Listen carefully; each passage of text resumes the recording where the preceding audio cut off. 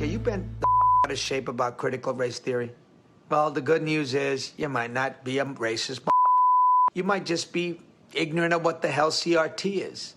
Basically, it's a bunch of legal scholarship and academic thinky talk that just tries to figure out what systems are in place that over minorities in the U.S. in subtle ways, rather than by full-on, in-your-face racism. No one is teaching this stuff to your young kids, so calm the down.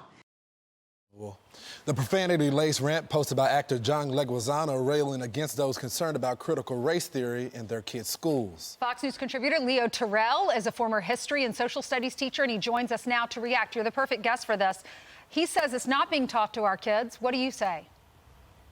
I say he's absolutely wrong. Why should we listen to an actor? Is he qualified? Is he a former professor? Is he a lawyer? Why should 340 million Americans, parents, teachers, students, listen to him? He's not qualified to give an opinion on critical race theory. He's not qualified to talk about whether or not it's taught. And he's more than not qualified to claim that it's just a legal theory. It's a base of conclusions without supporting fact. His leadership, or let me rephrase, his acting platform does not qualify him to tell parents and teachers and students that critical race theory does not exist.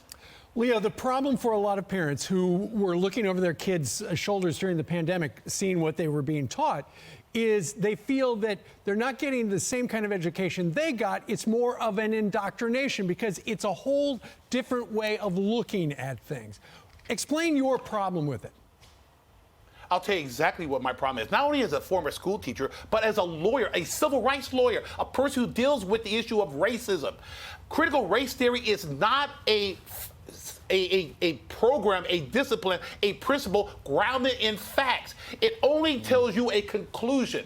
It tells you that white people are privileged, black people are oppressed. It doesn't tell you the why, the how, and everything else. It takes a part of history when we first became a nation, and then apply it to everyday life.